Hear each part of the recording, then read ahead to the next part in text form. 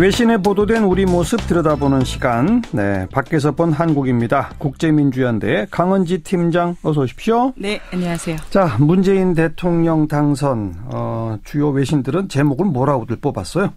뭐 어떻게 뽑았을까요? 예상을 해보시면 문재인 당선에 대해서 외신에서 가장 궁금해한 것.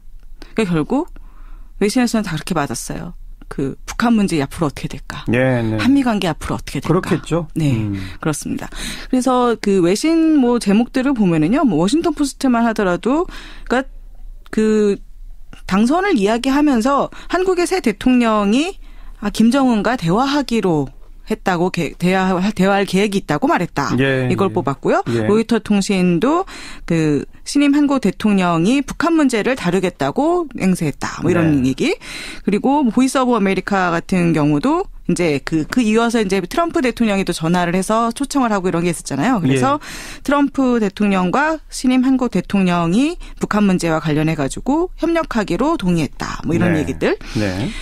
그리고 이제 더 오스트레일리안 같은 경우도 한국의 새 대통령, 문재인 대통령이 햇볕 정책을 약속하고 있다. 이렇게 나왔고요. 네. 그리고 파이낸셜 타임즈 새로운 한국 대통령이 지금 영내 정책과 관련해서 그 어려운 선택에 직면해 있다. 뭐 이런 식으로.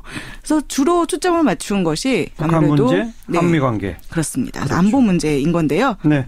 뭐 그런 한편으로는 사실 또 대선 관련해서 외신에서 주목했던 점들이 좀 가벼운 부분들도 있어요. 뭐 대선 개표 방송이 무슨 왕자의 게임을 차용해서 했다든가 포켓몬이 나오고 뭐 아니면은 그 뭐 무슨 게임 화면들 같은 것도 나와서 하고 이런 것들에 대해서 굉장히 재미있었다라는 거를 재미있고 현란한 네. 개표 방송이었다. 그런 거죠. 네, 그렇습니다. 그래서 선거운동 과정에서도 K-팝 스타일로 하더니 개표 방송도 K-팝 스타일로 하더라. 네. 뭐 이런 얘기들도 있었는데요. 예. 그래서인지 외신에서 또 되게 좋아했던, 많이 실었던 사진 중에 하나가 안희정 전 지사가 그 문재인 당선자에게, 그때 당선자에게 볼에 이제 키스하는 사진 있잖아요. 네. 그 사진이 외신에서 굉장히 많이 나왔습니다. 현 지사입니다. 네. 전 지사 죄송합니다. 아니고요. 네. 예. 네, 그래서 안희정 지사가 그 문재인 당선자의 볼에 키스하는 장면, 이 장면을 외신에서는 굉장히 많이 헤드라인으로 실었더라고요. 재미있는 사진이었죠. 네네. 네. 근데 아무튼 주로는 북한 문제 그리고 한미 관계에 주목하고 그렇죠. 있더라. 네. 뭐 분석 기사들도 좀 있을 텐데 눈에 띄는 거 하나 좀 소개해 주시겠어요?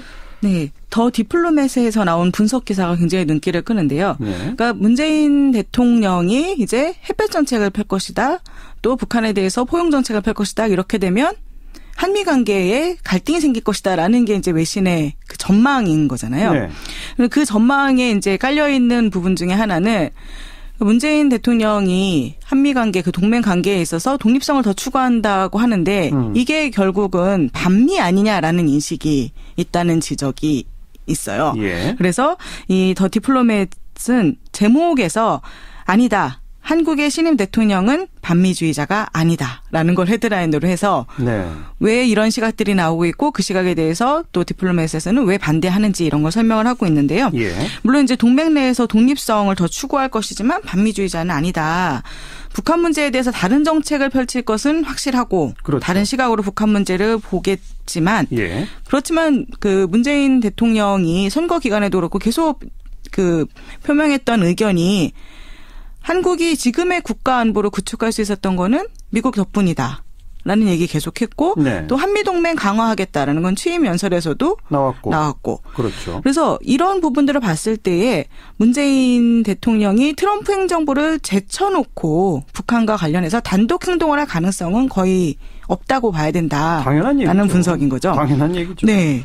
그래서 근데 그럼에도 이제 불구하고 이제 지금 상황을 보면 현재 트럼프 행정부와 문재인 행정부 하에서 그 한미 관계, 남북 관계는 어떻게 보면 2000년대 초반의 형상으로 돌아갈 가능성도 있다는 예측이 나와요. 예. 그래서 2000년대 초반이라고 하면은 그때가 이제 북한은 이제 핵확산 금지 조약에서 탈퇴하고 그리고 부시 행정부가 북한을 악의 축의 하나로 규정을 하고 그렇죠.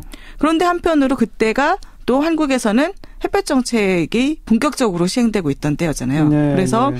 한국과 미국 그리고 북한 사이에 굉장히 그 혼선이 있고 갈등이 있었던 때였는데 그런데 이런 상황으로 갈 수도 있다라는 우려가 있다. 그런데 그러면 이것이 지금 현재 우리에게 어떤 것을 의미하는가라고 했을 때 디플로맷에서는 일단 문재인 대통령이 자리를 잡을 때까지 시간을 두고 어떤 정책을 펴나가는지 지켜볼 필요가 있다. 예.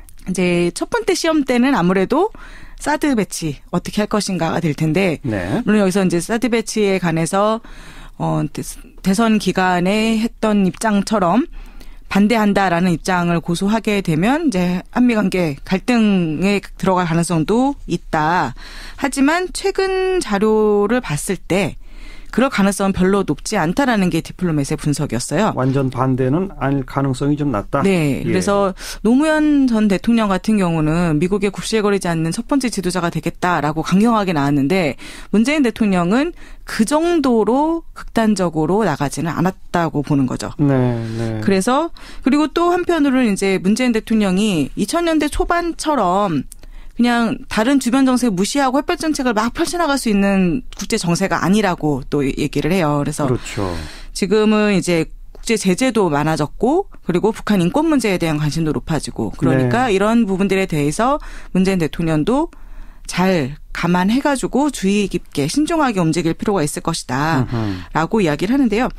그래서 이제 문재인 대통령이 미국과 대북 정책에 관해서 허심탄회한 대화를 함으로써 미국이 봉쇄 정책에서 포용 정책으로 조금이라도 움직이도록 촉구해 나가는 이런 태도를 취할 가능성이 높다라고 보는데 마지막 글이 이제 더 의미가 깊은 것 같은데요. 디플로맷에서는 그래서 이제 공은 미국에 넘어갔다라고 이야기를 합니다. 미국에 공이 넘어갔다? 네. 문재인 대통령. 지금 한국인들이 민주적으로 표를 주어서 권력을 준 명실상부한 민주적 대통령이니만큼 예.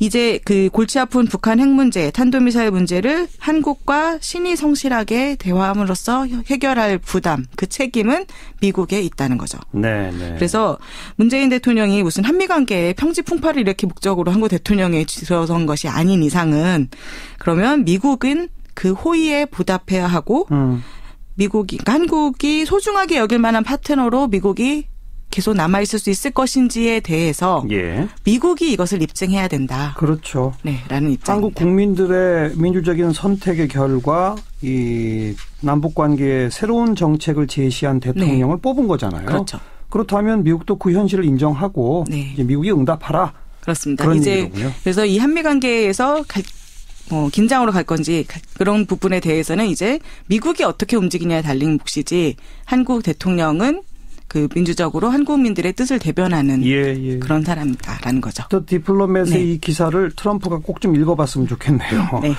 자, 그리고 문재인 대통령의 당선은 결국 우리 한국 시민들의 힘, 민주주의의 승리다. 뭐 이런 시각들도 많이 나오겠죠? 네. 워싱턴 포스트가 굉장히 재미있는 제목으로 기사를 실었는데요. 뭐라고요? 한국이 전 세계에 민주주의를 어떻게 하는지를 보여주었다. 이야, 좋은 제목이네요. 네.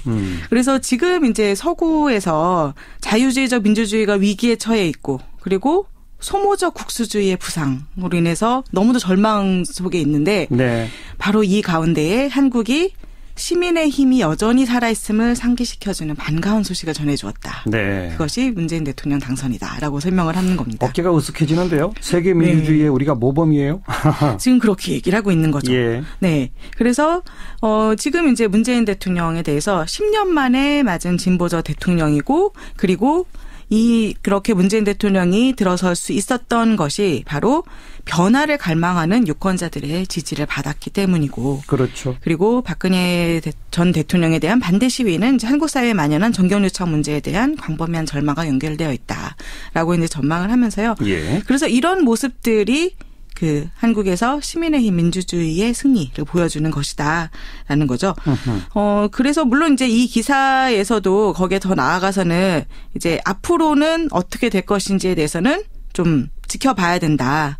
뭐 국내적으로 공약을 어떻게 지켜나갈 것인지 또 대외적으로 어떻게 할 것인지에 대해서는 좀 지켜볼 필요가 있다라는 얘기도 같이 하긴 하는데요. 예. 뭐 그럼에도 불구하고 이 지금 문재인 대통령의 당선 자체가 민주주의의 승리다라는 부분에 있어서 그리고 이 부분에 대해서는 이제 워싱턴 포스트뿐만 아니라 더 네이션지도 비슷하게 이야기를 했는데요. 더 네이션의 제목은 뭡니까? 더 네이션지의 제목은요. 한국의 새 대통령은 이 당선 결과가 촛불혁명을 완성하는 것이다라고 말한다. 라고 하면서 촛불혁명의 네, 완성. 그렇습니다. 네. 그래서 이 더 네이션과 이제 인터뷰에서 당시는 이제 문재인 후보일 때인데요. 네. 후보 그 선거 기간에 인터뷰에서 이렇게 이야기했다고 합니다. 이번 선거를 이끌어낸 움직임은 민주주의를 위한 한국의 오랜 여정의 정점이다. 그리고 지금까지 많은 놀라운 성과를 이루었지만 그 어떤 것도 이것 자체로는 시민혁명을 완수할 수 없다. 그런데 촛불운동을 통해서 마침내 이것을 우리가 이루어냈다. 예. 그래서 이번 대선 그리고 이번 민중의 힘은 우리가 자랑스러워해야 할 놀라운 성취이다라고 이야기를 했다고 전하고 있습니다. 어떤 문재인 대통령의 어떤 새로운 모습, 서민과 함께하는 모습 이런 것도 주목하는 외신들이 있죠? 네, 많은 외신에서 다룬 기사들 중에 하나가요. 이제 문재인 대통령이 청와대를 떠나서 광화문 시대를 열겠다라고 그렇죠. 했던 부분, 예. 그 부분에 대해서 굉장히 주목을 했습니다.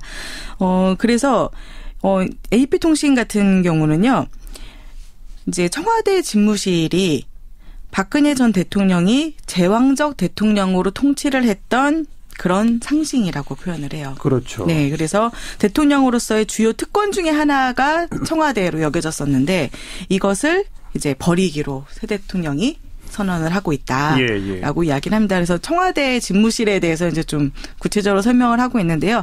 이제 이 AP통신은 대통령궁이라는 표현을 계속 사용을 합니다. 대통령궁. 네. 예. 그래서 산기슭에 자리 잡은 대통령궁이다. 라고 이야기를 하고 있고요. 이곳이 이제 독재자의 딸로 이곳에서 자란 박근혜 전 대통령과 긴밀한 관련이 있는 곳이다. 그렇죠. 라고 설명을 합니다. 네. 그리고 이제 청와대를 버리겠다라는 이 문재인 대통령의 계획이 결국 광화문 시대, 즉 낮은 대통령, 서민과 친한 대통령이 되고자 하는 노력의 일환이다. 네. 라고 설명을 하고요.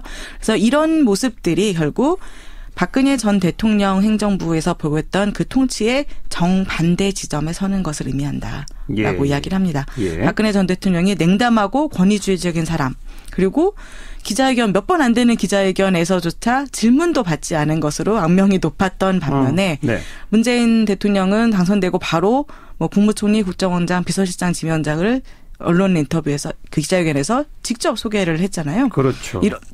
이런 모습들이 다 차별화하는 그런 정책이라고 보고 있습니다. 그리고 또 이제 그 청와대 집무실의 상징과 관련해서 박근혜 전 대통령이 이제 그 독재자의 딸로서 청와대에 처음 들어오고 그다음에 2012년에 그 독재자를 영웅으로 칭송하고 그리워하는 그 노년층 유권자들의 지지를 받아서 다시 또 청와대에서 살았고 네. 그리고 박근혜 전 대통령에게 반대하는 대규모 시위가 벌어질 때 대중 앞에 거의 모습을 드러내지 않으면서 칩거에 있었던 장소. 네. 그러한 그 구 정치의 유산을 청와대 집무실 대표적으로 상징한다고 보고 이것을 탈피하려고 하는 문재인 대통령의 노력에 대해서 조명을 많이 하고 있습니다. 그러고 보니까 박근혜 전 대통령은 진짜 청와대에서 20년 넘게 살았군요. 네, 그렇습니다. 그러네요. 청소년기를 다 보내고요. 새삼스럽네요. 네, 돌아왔죠. 자, 또 주목되는 기사 있으면 하나만 더 소개해 볼까요? 네. 근데 이렇게 지금 시민의 힘이 이루어낸 문재인 대통령 당선. 근데 시민의 힘이라고 할 때 이렇게 사람들이 비판적으로 보는 시각에서는 이것도 포퓰리즘 아니냐. 포퓰리즘. 네, 대중 영합 정치 아니냐 이렇게 비판하는 시각도 있을 수 있잖아요. 그래서 이 프랑스에서 지금 마린 르펜 그 극우 정당이 유권자들의 이제 그 3분의 1에 해당하는 표를 받아서 역사상 최고 득표를 올렸잖아요. 그래서 그랬죠. 물론 이제 당선은 안 됐지만 정말 그 놀라운 표를 보였던 건데 이것이 이제 프랑스에서의 대표적으로 이제 극우 보수 세력의 포퓰리즘의 상징으로 여겨지고 있잖아요. 그런데 외부에서 보기에 어떻게 보면 그럼 한국도 이 촛불 집회를 통해서 이루어낸 정치 변화. 그러면은 이것도 포퓰리즘이라고 볼 수 있을 것인가. 이런 의문들이 나올 수 있죠. 네. 그래서 뉴욕타임즈에서 이 부분을 다뤘는데요. 이번 주에 치러진 두 개의 대선으로 정점에 이른 두 가지 사건이 바로 프랑스 대선과 한국 대선인데 외부에서 바라볼 때 이 두 모습은 이보다 더 다를 수 없을 정도로 다르다라고 이야기를 합니다. 그래서 뉴욕타임스 기사 제목은요.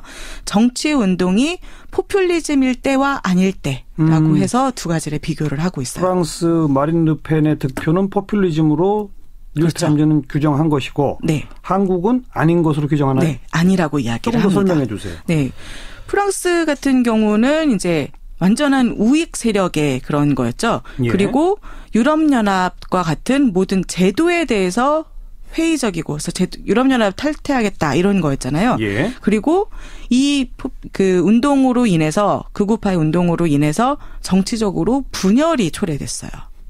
그렇게 설명을 합니다. 뉴욕타임즈는. 예. 예. 그런데 한국의 운동은 이제 프랑스가 우익이라면 한국의 운동은 그러면은 뭐 좌익에 가까운 것이라고 말할 수는 있겠지만 그렇게 딱 분류할 수가 어렵다. 왜냐하면 한국의 운동은 이런 그 기존의 제도에 대해서도 수용을 하고 있고 또 사회를 분열시키는 게 아니라 통합을 추구하고 있기 때문이다. 네. 라고 이야기를 합니다. 예. 이제 물론 이제 두 운동이 다 동일한 불만 구조를 공유하고 있다는 건 지적을 해요. 그러니까 이 프랑스의 경우나 한국의 경우 모두 이 운동을 지지하는 사람들은 기성 정치가 자기들의 의견을 안 들어준다. 그렇죠. 그래서 우리가 소외됐다라고 뭔가 변화를 여긴다는 바란다. 거죠. 네. 그러니까 이런 것들을 그러면은 어떻게든 해결해야 된다. 그러니까 대통령이 부패, 이권 문제 이런 것 때문에 국민을 팔아넘겼다라는 비판. 네. 이거 어떻게 보면은 그 한국에서도 부패 스캔들을 가지고서 그렇게 얘기할 수 있는 부분인 거죠. 그렇죠, 그렇죠. 그리고 두 경우 모두에 국민들이 느끼기에 그럼 우리한테 남은 유일한 선택지는 들고 일어나서 현 상태를 타파하고 변화를 강제로라도 가져와야 한다. 이거는 프랑스와 한국이 똑같다. 네, 그런데요. 그렇습니다. 그런데 이 저항 운동이 그래서 이런 저항 운동이 그러니까 민주적으로 선출된 정부가 대중의 의견을 제대로 쥐고 가지 못할 때 사람들이 이건 비민주적이야라고 인식하면서 시작되는 경우가 많다. 예. 이런 부분도 이제 프랑스, 한국 같다고 볼 수 예. 있죠. 예. 그런데 문제는 국가가 이 시민을 섬기는 데에 대신에 시민을 소외시켰다는 생각은 공통인데 여기서 달라지는 부분이 시민이 누구냐. 여기서 말하는 시민이 누구냐에 따라서 프랑스와 한국이 달랐다는 거예요. 프랑스의 시민은 누구고 한국의 시민은 누굽니까? 프랑스의 시민은 이민자들에 반대하는 백인 프랑스인들이죠. 아. 그래서 프랑스에서는 시민이라고 할 때 프랑스에서는 어떤 한 특정 사회 집단이 시민으로 규정이 되고 예. 그리고 나머지 사회 집단은 시민이 아닌 것으로 규정이 되는 거죠. 네, 우리가 말하는 시민에 포함되지 않는 것으로. 예. 그래서 선을 긋는 운동이었다는 거예요. 그런데 한국의 이번 촛불 집회는 일단 문제의 촉발점이 된 것이 부패 문제였으니까 이 부패 문제는 모든 사람에게 영향을 미치는 것이고 예. 그래서 모든 사람들에게 공통적인 이해관계를 가지고 있는 것이었다는 거죠. 그래서 한국의 이 촛불 집회는 시민을 모든 사람, 모든 국민, 네, 모든 국민, 네, 네. 정말 소수의 정치 엘리트들 부패에 결탁된 그런 집단을 제외한 모든 국민을 시민으로 규정을 하고 예. 그래서 통합을 추구했지만 알겠습니다. 프랑스에서는 선을 긋고 분열을 만들었다는 거죠. 그래서 바로 이 부분이 포퓰리즘이냐 아니냐를 구분하는 그런 결정적 잣대라고 이야기를 예, 합니다. 프랑스의 대중운동은 분열적 양상을 보이고 그래서 네. 포퓰리즘이고 네, 그렇습니다. 한국의 대중운동은 통합적 양상을 보였기 때문에 포퓰리즘으로 볼 수 없다. 네, 그래서 뉴욕타임즈는 명확하게 한국의 시위가 사회계층을 넘나드는 통합을 추구했다면 서구의 포퓰리즘은 선을 긋는 것이었고 그렇기 때문에 포퓰리즘이라는 명칭은 한국에는 적용되지 않는다. 라고 결론을 내리고 있습니다. 뉴욕타임즈다운 좀 품격 있는 기사였었습니다. 여기까지 할까요? 수고하셨습니다. 네, 감사합니다. 밖에서 본 한국 국제민주연대의 강은지 팀장이었습니다.